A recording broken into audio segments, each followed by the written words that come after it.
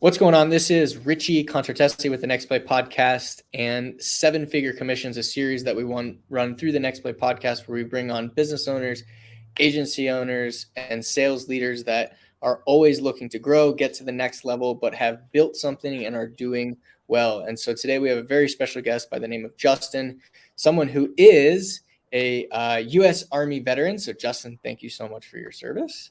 Got into insurance in 2018, decided that he wanted to take the leap of faith and started his own business right before the COVID-19 pandemic. So bless your soul for doing that.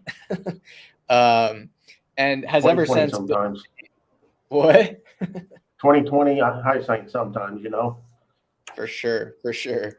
And to this day has built an agency writing about $3 million in written premiums, has built a nice little team and is continuing looking to grow, recruit, and put himself in a position to really drive the direction of the business. So today we're going to be talking about some of the things that he's done to have the success that he's had. And then at the end, we'll tie in some things that he can do to continue to scale, grow, move forward, and save himself some time. So Justin, thanks so much for being on the show. It's an honor to be here. I appreciate the invite, Richie. Yeah, absolutely. So Justin, real quick, why did you decide to start your own agency? And walk me through that process.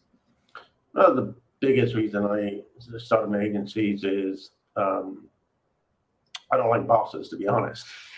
You know, I like to make my own schedule, and the one of the other things that I've always had in my mind, and since pretty much I left the military, is I want to build a residual income that can help my family out even after I'm gone, and that they can continue, you know, using the hard work that I've done to have success. Because growing up in Texas, you know, very low income, I know what it is to be poor, and I don't, you know, like it. So I'm like, what do I do to make sure my kids, my family can proceed with the success that I've started and take it to the next level?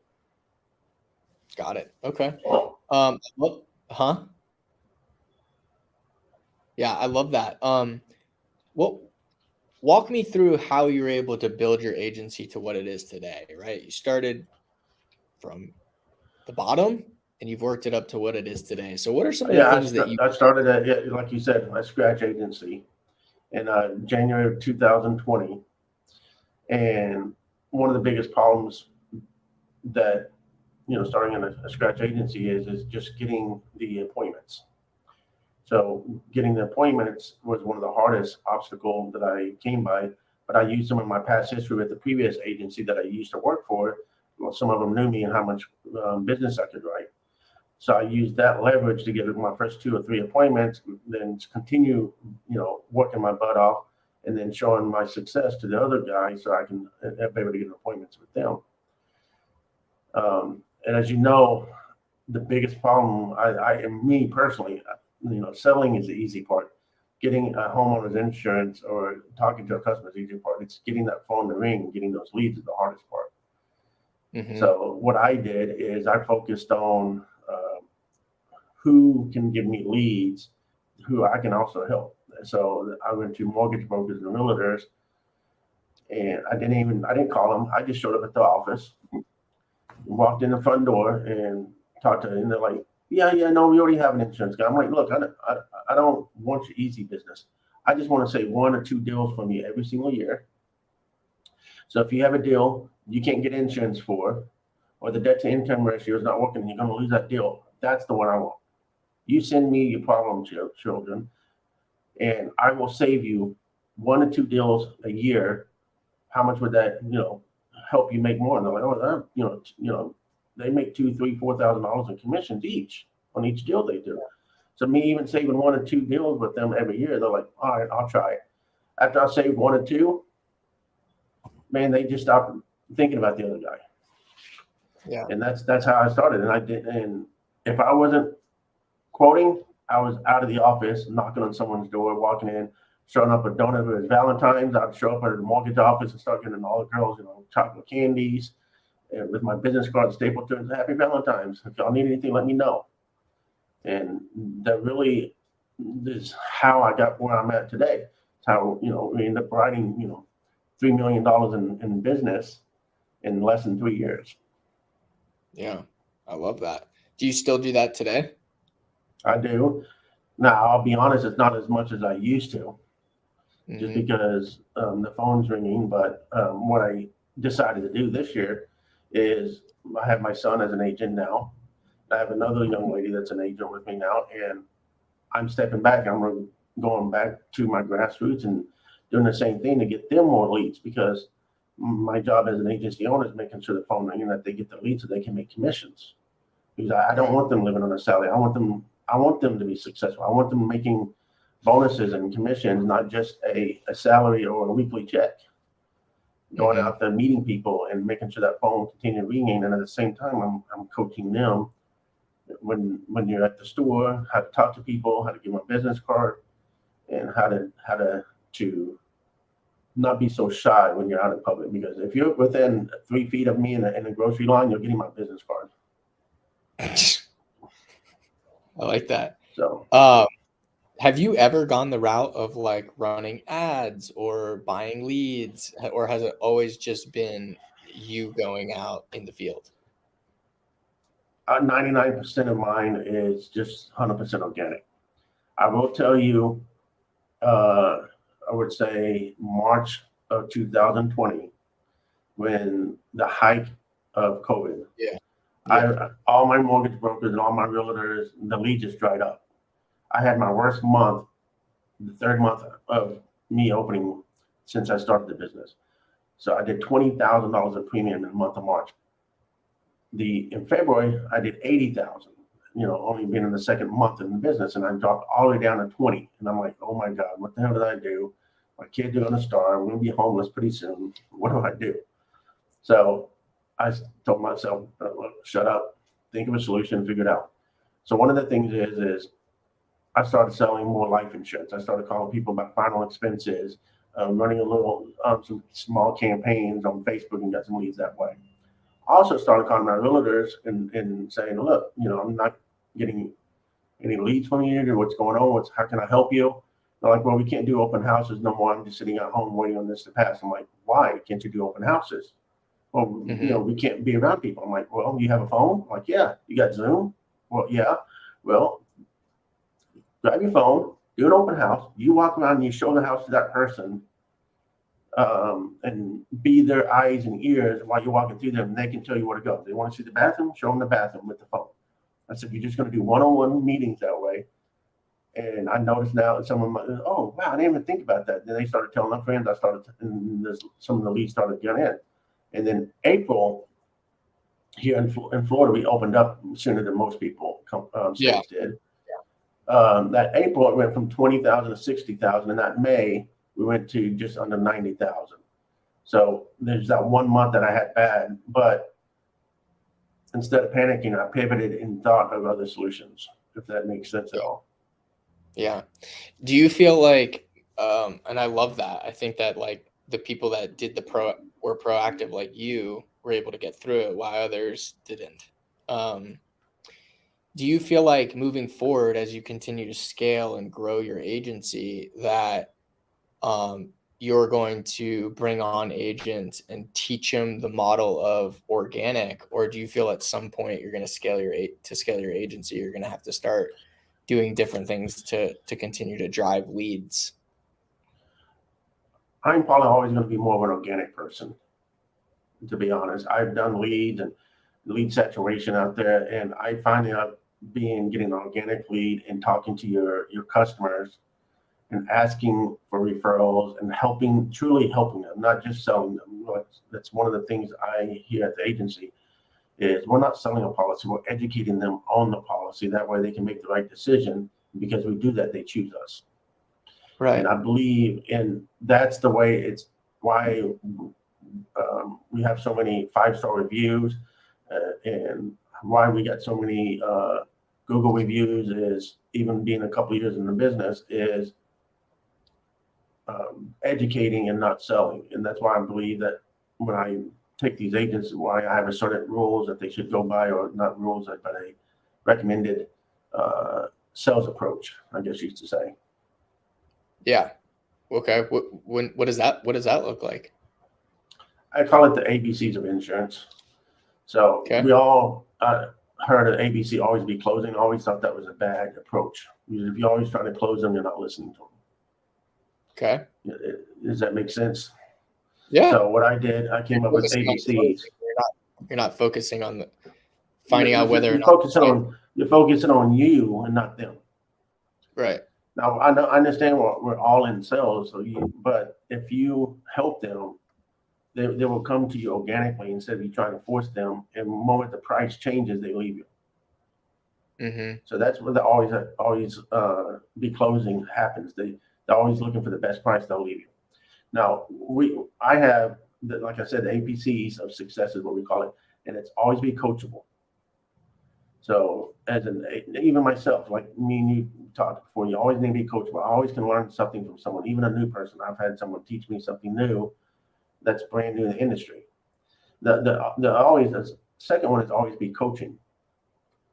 So you have to be coachable and coaching because you get other staff members in here that maybe they did a specific policy and they found a way to do it easier. Hey guys, look, I did this and it was a lot easier, it was a little bit quicker. I got through the process faster. Or hey, there's a new guideline that just came out from so and so carrier. So it's always be coachable and always be coaching. So those are the factors. And this one sounds bad, but it's not. It's always be in control. What I mean that when you're talking to customers, you need to be in control. Why I said always be in control, you're the professional. Like when you go to an attorney's office, who's in control? When you go to a doctor's office, who's in the control? They are, because that's the profession of the professional.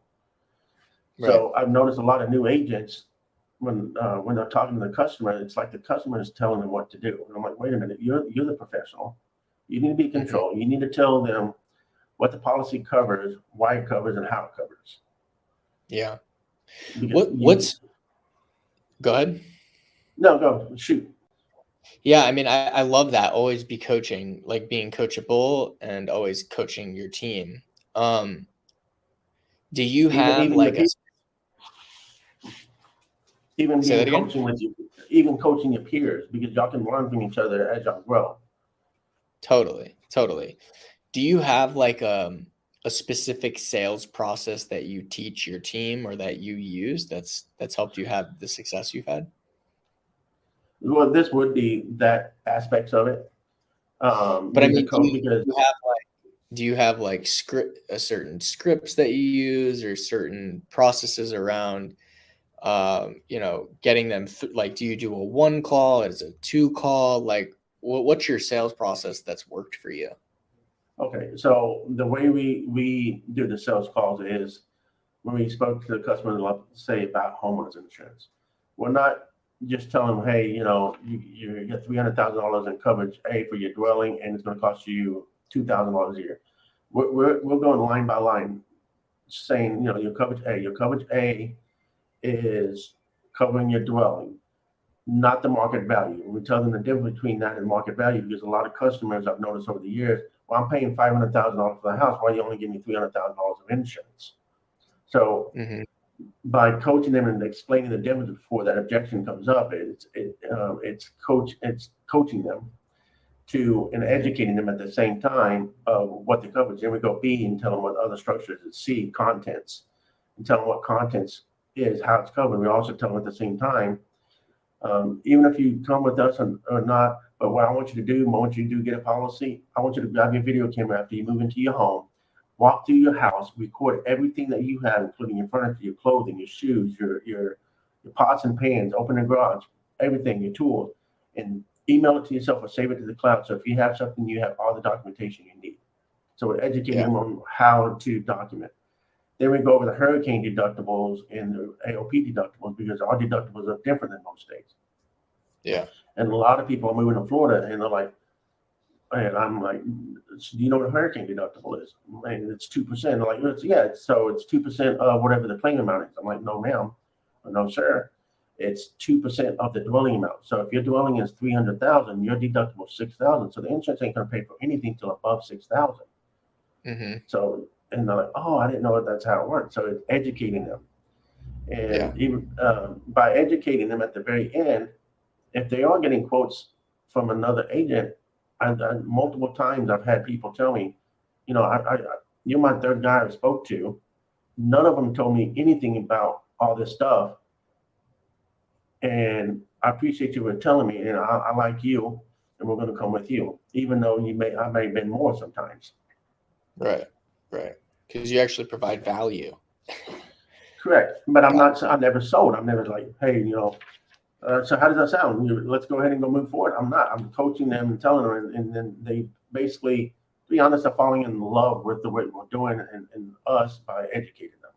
And that's my approach: is a well-informed customer is a customer for life. Mm-hmm. I like that. Do you typically does it typically take one call for you, or do you have to do multiple calls before someone moves forward? Most of the time, it's generally one phone call that it may. Now, what I mean by that, where they would agree to go with us.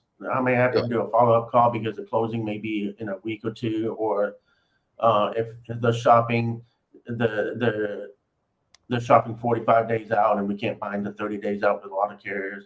So it may take another phone call, but they're agreeing generally at that time that they like us. And of course that doesn't always happen. Sometimes I'll let you know, and they'll call us back in a week and say, yeah, let's move forward. And also have automatic campaigns that follow up automatically with them as well. The moment we send a quote, they get dropped in a Pacific pipeline in a week. It says, hey, we haven't heard from you, Richie. Do you have any questions? Is there something that you need found? And a lot of times they're like, nope, we're just waiting on a closing date. We'll let you know in a couple of days. Nice. So they've already made the decision, even though they haven't told us. Yeah. And I like how you have, certain things in place to follow up, I think that's, so let's talk about your team. So you've brought on 2 licensed agents with you about 5-6 months ago. Walk me through that process. Like, how are you able to find the talent that you have? And well, one of them not cheated. It's my oldest son. It's not cheating. So I brought him on board. He got licensed and brought him on board and started coaching him. The other person, I just started, doing some social media, putting stuff out on Facebook. I look on monster.com and paid some of that stuff to, looking through applications, and end up finding her as well. She started off as a non-licensed person answering the phone, and I really did like her. So I'm like, hey, let's go ahead and, go to the next step and get her licensed. And my son, Andrew, is, with him, he said, I want to become an insurance agent. I'm like, fine. I said, the moment you get your license, then come to me.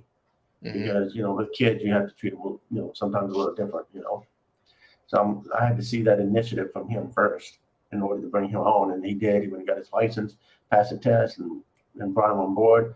And he's learned. He's doing very well. A lot of the customers speak very highly of him. And the same as Linda, they're speaking highly of him. And they're doing the same approach as I am, is educating them and walking them through the coverages. And because of that, a lot of the customers are telling me, I'm glad, they really inform me of a lot of things. Love that.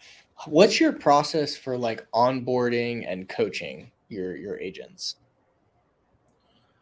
First thing when I bring them on is before they even talk to a customer, I'm having them quoting probably at least a month or 2 months. They're just quoting.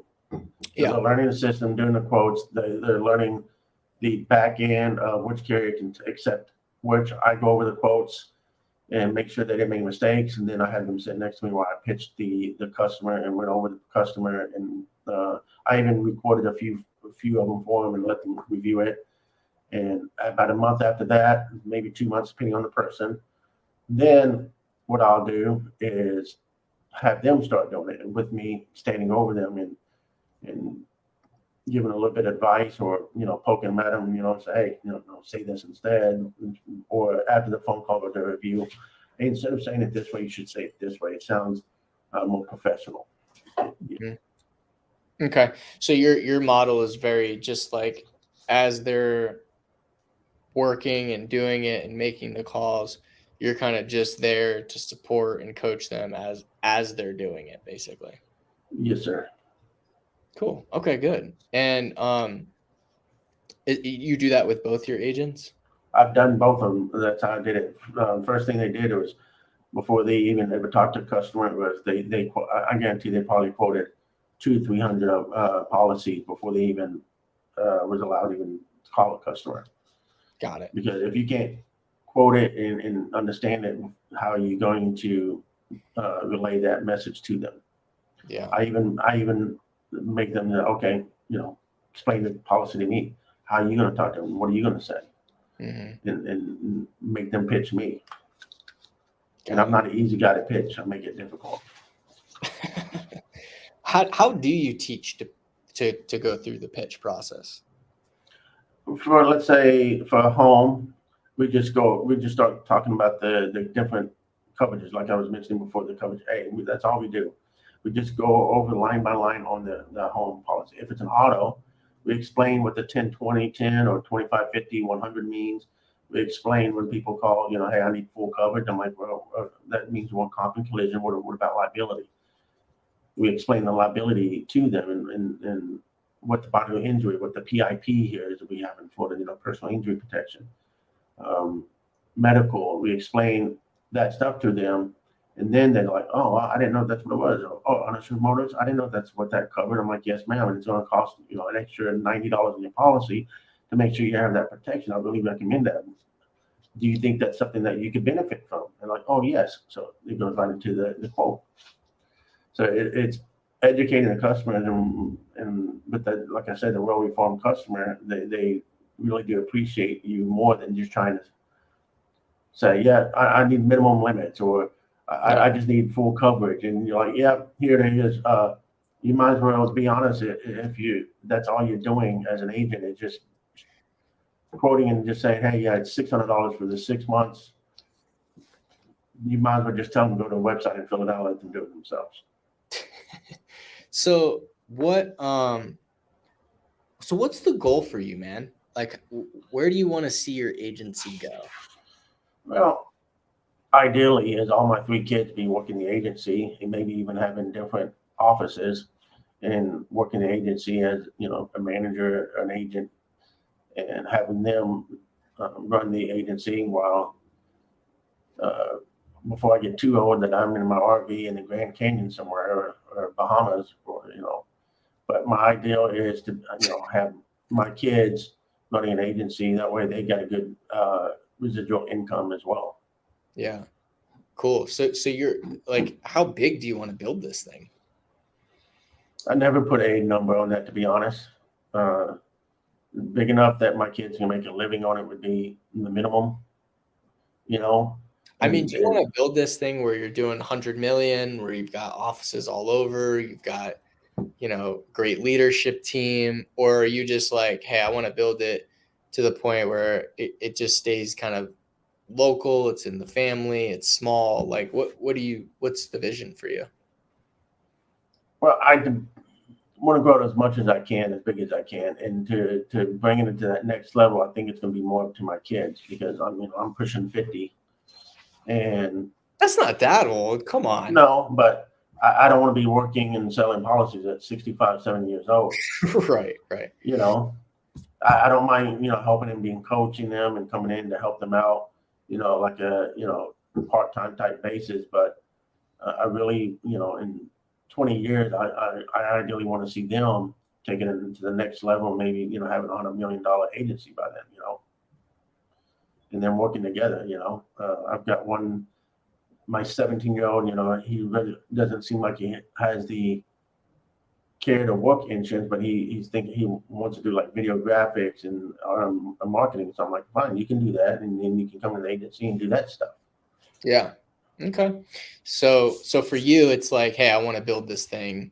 You did mention 100 million. I love that. But you want your family members to be the ones to basically get to a point where they're running it, and you are in a position where you're more of the business owner. You're there to help make decisions. You're there to, coach your leadership team, and you have agents that work within the organization as well. Is that right? Within the organization, or for, on the life and Medicare side, even if they're 1099, Yeah. working from home. Mm-hmm. But yeah, building it as much as I can. But my like I said, my ultimate goal is, if I die and my kids are making a good living, and be able to get pretty much whatever they like, a house and cars, without the stress of money, that would be wonderful for me. Love that. What do you feel like right now is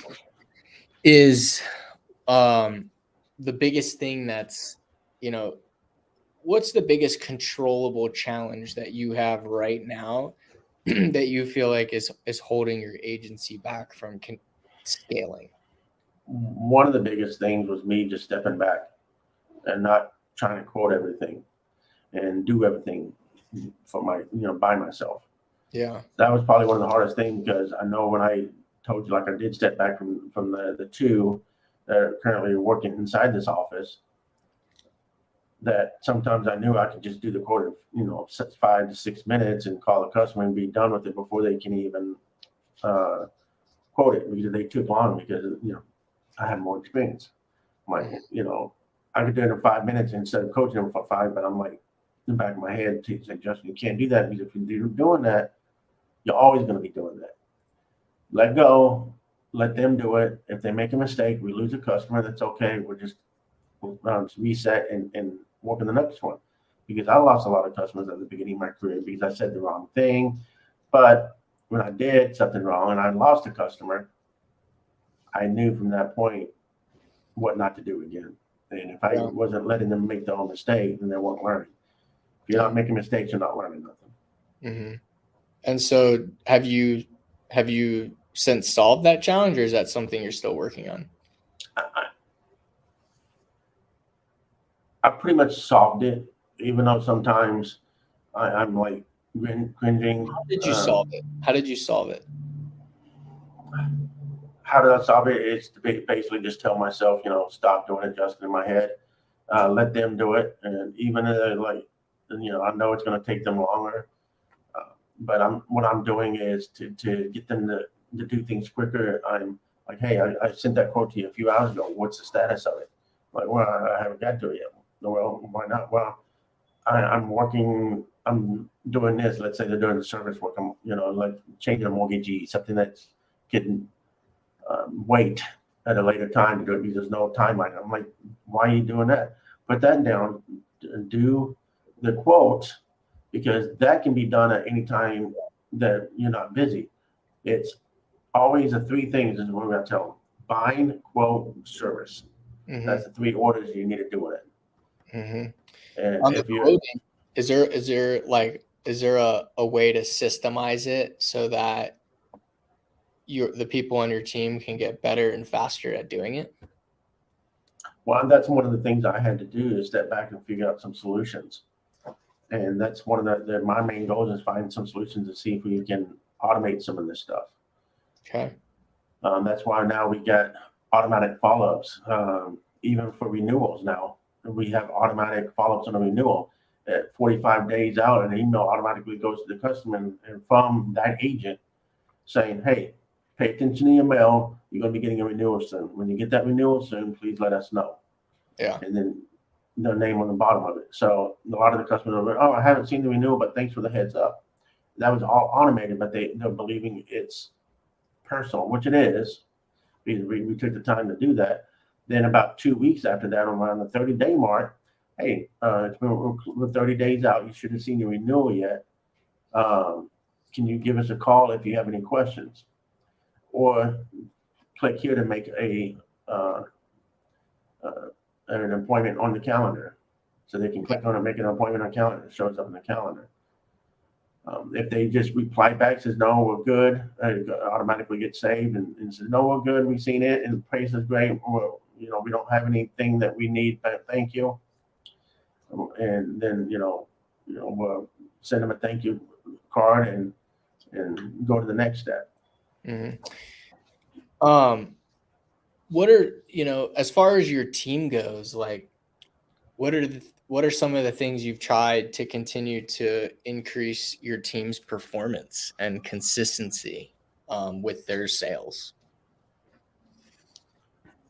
Well, we can go back to the ABC again. It's always being consistent. Mm-hmm.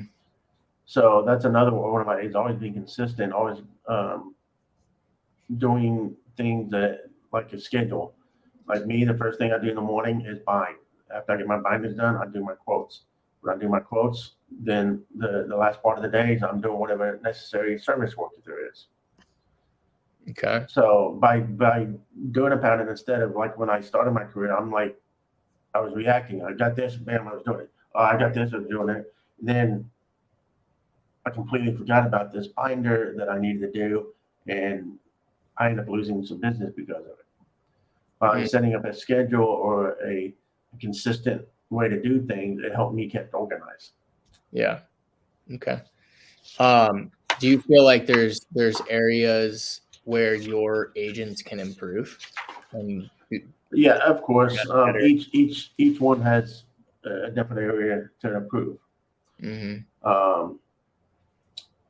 My son, he has I've been trying to tell him about being more consistent on doing one thing at a time.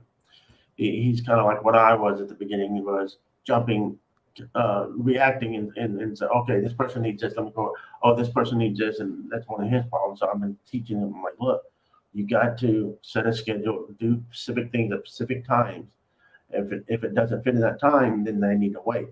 There's only a few exceptions to that. Like if a realtor calls and say, hey, we're trying to close tomorrow, can you help us out? And we'll take a quick look at that one, and if we can do it, and like, yeah, we can do this for you, and we'll end up doing it.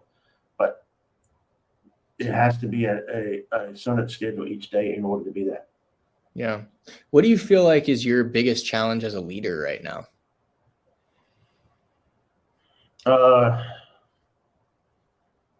So now some self-reflection here. So, well, I think one of my biggest problems was stepping back. Yeah, but you solved that already, right? And allowing them. So right now, I think my biggest challenge is, and I'm still trying to figure out some solutions, is how do I grow the team more? Where do I find the talent? And when I do get that talent, how can I coach them more efficiently at a larger scale? Yeah. Okay. I think because when you say coach them more efficiently on a larger scale, what do you mean by that? So let's say I had 3 or 4 different agents that want to come on board. I can't give them all individual time. I don't have that much time in a day. How can I coach them and let them learn from me all at the same time? And how do I do that? So I've been thinking maybe doing some short, videos on how to explain things, record myself when I do certain things, and kind of build like a library of videos for them. Like sales training? Sort of, yes, sir. Like a sales training and how I would do it, how I would, maybe record my screen and how I would explain something to a customer, how I would go out and network myself as an agent, because I find the hardest thing is not quoting. I can teach pretty much anybody to quote. Mm-hmm. The hardest thing I see people doing and that they fall short on, even when I was a previous agent, I was training there, is marketing. People don't want to go out and market. They don't want to put themselves out there. Okay. So because you also mentioned that, obviously there's the sales training aspect and making sure they know what they're doing, but you mentioned that you also don't have time to individually coach them consistently on a weekly basis. How can we get you in a position where you are in more of the leadership role, where your role is hiring, recruiting, and just coaching your team and holding them accountable? I would like to see how someone else did it, to be honest. I mean, how did someone else get there and what did they do? How can I learn from someone else? I can basically find a mentor to do the same thing that they've done. Kind of like what I'm doing with my agents is, I'm mentoring them. Now I need to find a mentor to bring it up to the next level and be more of a leader / trainer instead of an agent. Yeah. Well, what do you feel? I love that. What do you feel like would be the first step for you? Finding a mentor. I think that would be the first step. Okay. I love that. And I agree. I don't disagree with that. But for the sake of this show, because you should, don't get me wrong. I'm not saying not to do that.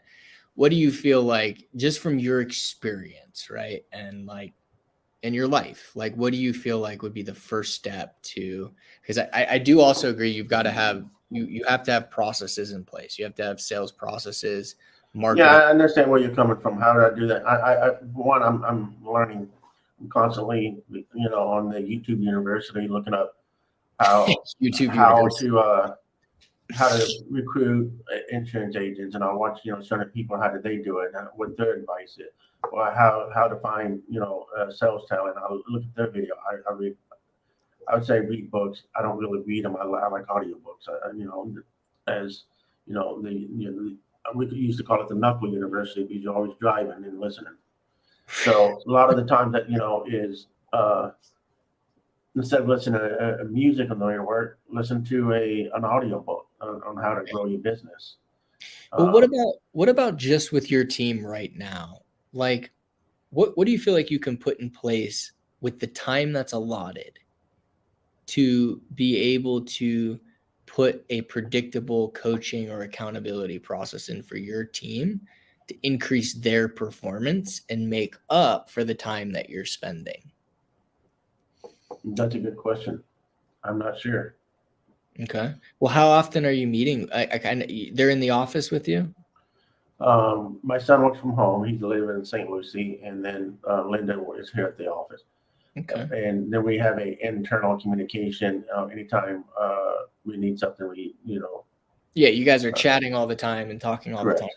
Do you have any like consistent, meetings with them on your calendar? No, I don't. It's more of uh, being on the phone with them, or walking in the office next door, helping them out, or when I see something, a new carrier that comes out with a new rules, then I will forward those rules to them, and maybe do a call with them. Say, hey, new guidelines came out. They're not accepting roofs over 15 years. So if you have one over 15 years old, you'll really need to send it to this and this Yeah. company. Yeah, and that's good. I think you got to do that, right? Because that goes along with like, servicing on their sales, like their sales training. So we'll call that a service aspect of it. You need to know this. Here's what you need to know. But I'm more thinking along the lines of their performance and their accountability to that performance and what they're doing. So maybe a better question to ask would be, do you do any type of tracking of their marketing and sales KPIs and numbers or metrics? Yeah, we keep track with our CSM and ASM software. Keeps track of those sales. I've got goals that they should be meeting, and I'll watch that throughout the day and week to see how they're improving, Okay. and Love to see if they're going to meet their goals. And they've been meeting them, and we're actually so far this month has exceeded our goals for the month. We're already at 100,000 in new premium this month already. Yeah. Do you feel like, because we want to get to the century mark with both of them, do you feel like there's definitely room for increased performance from both your agents? I do, but I think it's going to be a work in progress because of time management. With them doing, the amount of sales, they're thinking some of them are thinking they're overwhelmed. And I'm like, well, it's not really overwhelmed. You just don't have a good process yet. And I'm trying to teach them that process because I know, I remember the first month I did like 50,000 in sales and premium sales. I'm like, oh my God, how do I supposed to grow any more in this? I'm so busy. How do I supposed to, and I could do 150, 160,000 in a month by myself without, breaking a sweat and only doing a 40-hour week. it might make sense. Like this would be a deeper conversation off air probably, but there might be some other areas of growth within your agency to offload some of those things so that your agents can focus more on sales. Possibly, I don't know if that would be the model. I'm just thinking I'm trying to think outside. My next goal, to be honest, is to help them relieve some of that stress. Is we're going to bring a CSR on that where they can focus on the service and let them not worry about the service work. Love that. So let's say you're looking at your dashboard, you're looking at the KPIs, this month's great, crushing premium, but if their KPIs aren't on point where they should be, what's your process to help them course correct and then hold them accountable to that correction? So some of that's going to fall on me because I'm doing most of the marketing for them. Okay. And I'm going to make sure that they got enough leads coming in to quote. But if I'm looking at them and I'm not having good close ratio, then I need to figure out why. Yeah. Our close ratio for new business to sales is about 57%. Last time I looked it up, it was about a week ago. So that's from picking up the phone, someone saying quote me to sell, we're closing a little over one out of two people.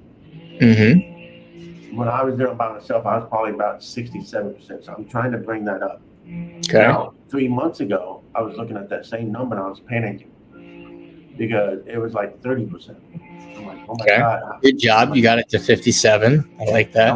I'm looking at 30. I'm like, oh my God, I just need to jump back in and do this all by myself, get those numbers back up. Mm-hmm. We're losing sales. Oh my God, I'm losing money.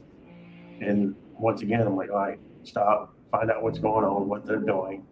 And one of the things I found that they were doing was emailing the quotes instead of calling them. Because I'm so busy, I don't have time to call. But it doesn't take 2 more extra minutes to call them and explain that quote to them. And I said, that's our process. That's why we close so much business is talking to them, making it personal. So I said, the time you hang up the phone, they should be wanting to ask you over for dinner, that you should be their friend. Mm-hmm. And by just emailing it to them, I'm like, you're putting them in the shoes to price shop. Because that's what it is. Because that's what the other agents are doing. They're just sending them a quote. And if that's the case, I'm like, well, this is the best price one. I'm going with that one. Mm-hmm. And by doing that and telling them to do that, their sales went up from 30 to 50%. Okay. And when did that happen? I probably would say I think it was probably March when I seen those numbers around the 30%. If I remember, it was about 2 months ago. Okay. And what was it last month? 57? It was like 50. Let me look here. What was it last month? And then what is it this month? This month is currently is 54%. Okay. And I believe it was around the little less. I think it was around. It was something 50 something. I can't remember. There's so many numbers in my head, but I know it was in the 50% range. So we're probably about I would say consistent right now at the 54. So my next goal is probably to get around the 63% would be ideal. Yeah. So there's ma'am, there's a lot of different things you can do. There's a lot of tools out there for this type of scenario. But based on your team and where you're at right now, have you ever looked into doing weekly one-on-one coaching sessions with your team? I know you talk to them every day. I know you chat with them, but these are different than talking on the phone for chat or going over a new way of quoting or a new, going over pipelines, not that, but a specific one-on-one 30 minutes, 30 minutes where you take them out of the environment and you break down what they're doing well. You walk them through the KPIs, and then you help them come up with what we call a next play or a course correction based on their KPIs. So here are all your numbers. Here's where we feel you can improve the most. Here's going to be your next play for this week to go improve upon those numbers. And then every week you do it again. And when you meet the second week, you look to see if they did what you said the last time, right? So there's accountability to the things that they're actually doing. Does that make sense? Yeah, it makes complete sense. But I have not developed any kind of formal plan like that. How do you feel like that would improve consistency and performance over time for your team members? How would I do that? No, how do you feel like it would? I think over time it probably would be more consistent by doing a meeting at a specific time each day and letting them learning from what they and how to improve that, 15, 20-minute call once a week to do that. I think that would probably be beneficiary. I do coaching sessions, but it's not on a schedule. It's more like ad hoc. I was telling you, when I see something wrong or something, I'm calling them up and let them, hey, if you do it this way, you may, see an improvement. Mm-hmm. So when I see a hole, it's more I'm coaching at that time instead of maybe being more proactive. Well, so it's fine. You still got to do that. Don't get me wrong. But there's less accountability to it. I do tend to find when I do find a hole like that, what I'll do is tell both of them at the same time how to fix it. Mm-hmm. That way, if it is something one's doing, since I'm telling them both can learn. Right. But are you also taking that and putting it into your database of sales training so that it's always there for you to point back to? Not at the time, because like I said, it's only been a couple months since I decided to step back. And to be honest, it's probably less than a month where I completely stepped back, because what I did at first, I stepped back some and let them do some, and stepped back a little bit more and gave them more responsibilities. Because if I just stepped back all at once, I knew they would get overwhelmed. Yeah. So I took, I would say in January, that's when I started, giving, a little bit more responsible. And then I would say probably the end of last month is when I said, look, I'm completely stepping back. I'm not quoting any personal lines no more. Okay. Love that.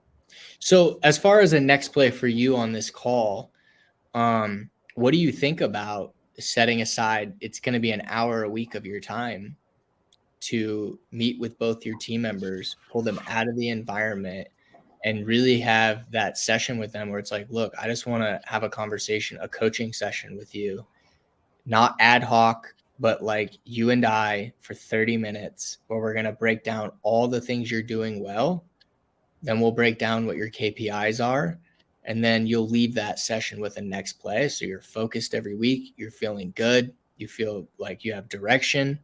And then next week we'll meet again and we'll do the same thing. And we'll review the play, make sure you did it and you comprehended it and you're executing it. We'll go over your wins, your KPIs, and then that would probably be difficult for me to try to do, to be honest. I'm one, and the reason is being who I am is I always learned everything on my own. I didn't really have a lot of people coaching me. Even when I started insurance sales, they basically showed me how to quote 2 policies and like, hey, there you go, got it. That's the software system. You're good to go. Bye. And then, so I'm like, if I can do it by myself, I can't choose. So that's one of the things I'm trying to step away from. So it's going to be difficult for me to set at that 30-minute side, but I know that's something I need to do.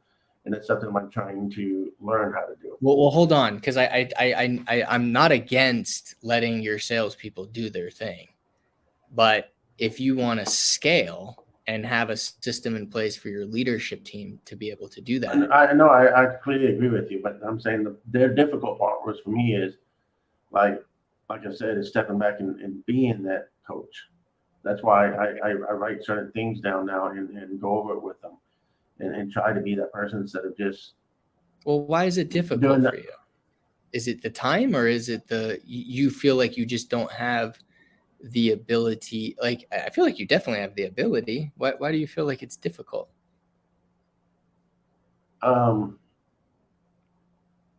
Patience, one, I don't have a lot of time because I pick up things very fast. I forget sometimes people don't pick up things very fast.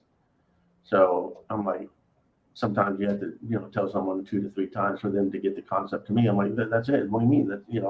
That's a me problem. For sure. Yeah. You know, So for you, and my wife like, constantly, reminds me of that too. but Justin, I guess here's the question, man. Like, you want to build this agency. Like, do you like being a great producer is a way different skill set than being a great leader? It is, and that's what I'm trying to learn, because like I said, I got to be coachable too. Right. So I'm trying to learn that, just like I learned how to do the insurance sales. So that's why I'm saying, between YouTube University, I'm learning how other people taught how to coach, and I'm implementing that as we go. I mean, a year ago, if I would have had someone in the office, it would have been a completely different scenario than it is today.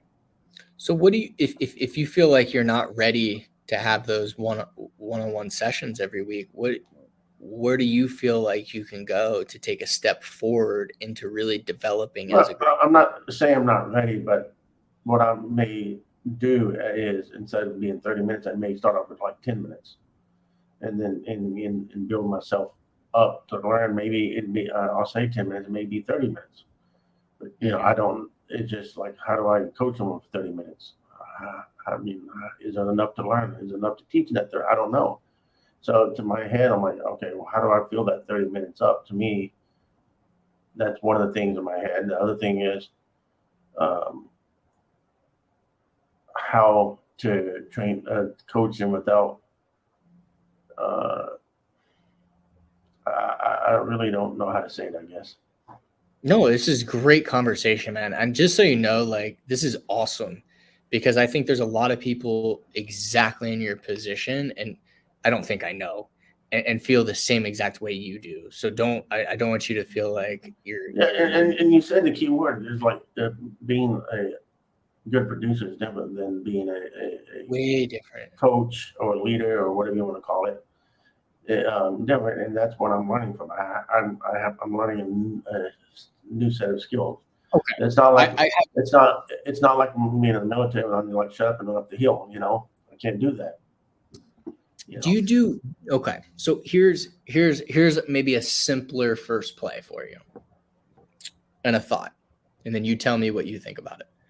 What if you started? You got to have an agenda, and I'll share with you the agenda, so that you don't feel like you have to fill the space. Your team should be the one filling the space.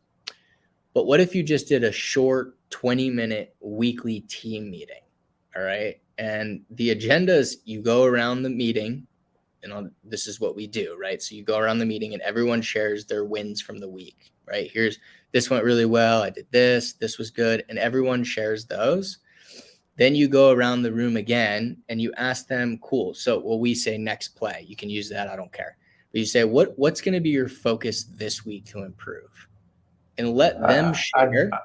I kind of like that idea, because the company I used to work for in a different type of sales, and that's how they would do it. They would do one meeting with everybody at one meeting, and then people would share the wins, what they said, how they got the win. That way everybody could learn at one time. And that generally was like a 20 to 30 minutes, but sometimes it went on an hour with people talking. Yeah. It's camaraderie. I mean, it's a very beginning stages of like coaching and accountability and leadership, but I think it's a great starting point for you. What do you think? Yeah, I think, and I've actually done that type of before. When you were mentioning it, it kind of popped back in my head when I ran a nonprofit organization, was training people on how to get donations and how to coach them, basically, and on how to talk to people to get those donations. And that's the way we did it. It's like, how did you get that person to donate something like that for you? What did you say? What was the conversation like? That way other people did learn from them, because as a nonprofit, donation is their bloodline. And it's Mm-hmm. not like there's no product there. So it's to sell. The Yeah. product is the cause. Right. So Right. it's not like someone's walking away with something in their hand. So you got to have that emotional appear with them. And that's how, when we're talking to them and helping raise donations and that, and my coaching that, I think I can do the same thing. And here is like you said, sometimes something from a peer, it can be learned from another peer a lot easier than me trying to tell them, like, I've had that happen. Like, yeah, he's the boss. That's all he always says. But when a peer would say the exact same thing, oh, okay. You know, Right. like the same thing happens with our wives, when we tell them, something and they don't listen. And then the neighbor tells them the exact same thing. Like, oh, I never knew that. Like, Right. I Yeah. hope you don't listen to this. Right. Yeah. I mean, I think it's great, man. Just a couple things to keep in mind. One is consistency is everything in sales, right? We want our teams, our people to be more consistent. Then as a leader, the things you do have to be consistent. So if you're going to hold this meeting every week, I highly suggest having it the same day and the same time, if you can. Mondays at 9 a.m., Mondays at noon, Tuesdays at whatever you do it. Try and keep it consistent. So you send one calendar invite, and it's weekly at this time. And the other thing is on that meeting, when you go around and everyone shares what their focus is going to be. So what are the wins? Cool. What are you going to focus on improving this week? That you take note of those. So the next time you have the meeting, you go over their wins. Then you go over all the things they said they were going to do. And then you go over what's their focus for the next week. Wins. What did you say you're going to do? How did it go? Yeah. And then what are you going to do this week? And you'll find, Justin, because you have so much experience when they're going over what they're going to do, what their focus is, that you're going to be able to coach them through it, right? So the last note I would make is that whatever they say they're going to do, it has to answer 3 questions. What are you going to do? How are you going to do it? And when are you going to do it by? It's really important that it answers all 3. Does that make sense? Yeah. Gotcha. Cool. And hold them accountable for those. Exactly. And so just take note. And then when you meet again, it's the same agenda. Wins, how did it go? What you said you were going to do? And then what's your play for the next week? What, how, when? What do you think? Do that. I think we can definitely do something like that weekly coach meeting. I think they'd probably appreciate it too. They're going to love it, man. At first, they're going to be like, what? What are we doing? But once they start seeing the value from it, they're not going to want to stop them. Yeah, I can definitely do that on like a Zoom, because not everybody's in my office. You feel like that's a good first step for you? Yeah, it is, and and I think if someone wants more one-on-one coaching, or I think needed, then I can build off of that to that. Love it also may help me find what they believe their weaknesses are. Totally. Okay, so for the sake of this call, the what is you're going to start running weekly team sessions. What's the how? How are you going to put this in place? Well, I think the how would be the Zoom. I think that'd be the best way, since we're not all in one location. Yep. So you're going to send a calendar invite. You'll let them know about it, and then send a calendar invite weekly on, just make sure it's on repeat with the Zoom link. We're going to probably do something in the middle of the week, because that's generally a little slow for us, because Mondays are slammed from the weekend, and then Fridays we're trying to get everything done for the weekend. Love that. So have them on Wednesdays. Yeah, I think that's what we're going to do. Cool. And when are you going to start doing those by? I prefer morning. Okay. But when are you going to start doing them? I got to make sure my calendar is open on next Wednesday, first, and if not, then the following Wednesday. Okay. I love it. I can't move something that's already scheduled. For sure. How do you, cool, man. I love this. I think that's a great step for you, man. You're just you're a very high performer, right? You've been doing it for a while. You know how to do it. The next step, if as you said, you want to scale, is getting all of this into a systemized process with videos and trainings, and then the coaching and accountability to execution of those processes and training. Yeah, that's what I gotta learn. That's why I've been writing like the ABCs down that I told you that I came up with. Yeah. Because that was something I came with from different videos and books I've read, and I started writing stuff down, and then I kind of made my own little rules up, and I go by it, so and do it now. That's why like I said, I'm trying to write things down and organize it as I go. Yeah, I love it, man. Okay, cool. Feel good? You feel like this call was helpful and productive? Yeah. I'm hoping someone picked up something that I think they can do well, because just because you're in the industry in the insurance, and as you probably heard, what do they say, like 92% of the people fail in insurance. More than that, I feel like. But and I don't know why. To be honest, this is the easiest job I've ever done in my life. It's super easy. Because, man, it's because it's just like anything else. I mean, with sales and entrepreneurship and business owner, you have to be able to endure that first stretch of adversity, and it's very hard for people to do.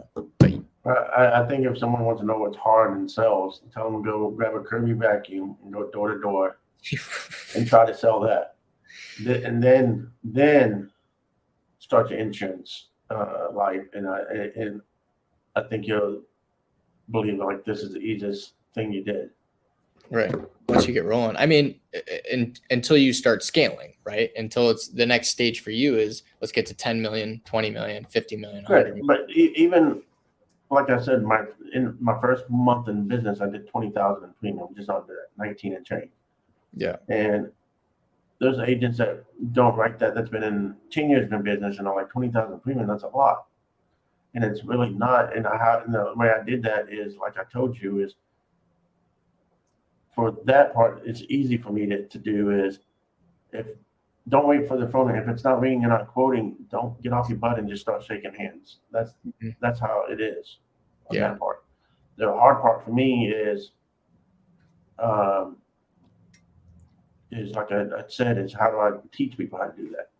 Yeah, but you're on the right track, man. Just one step at a time. Let's get these weeklies, then trainings, then processes, then and you keep moving down the line. Cool. Sounds good. I appreciate all the insight. I think there's some of the stuff we're definitely going to implement and move forward with. Dude, I love that, man. Awesome. Well, Justin, thanks for your service. Thanks so much for your time on this call. And I'm excited to continue to watch you scale and grow. I appreciate it. May catch up in a year and see where we are. Absolutely, man.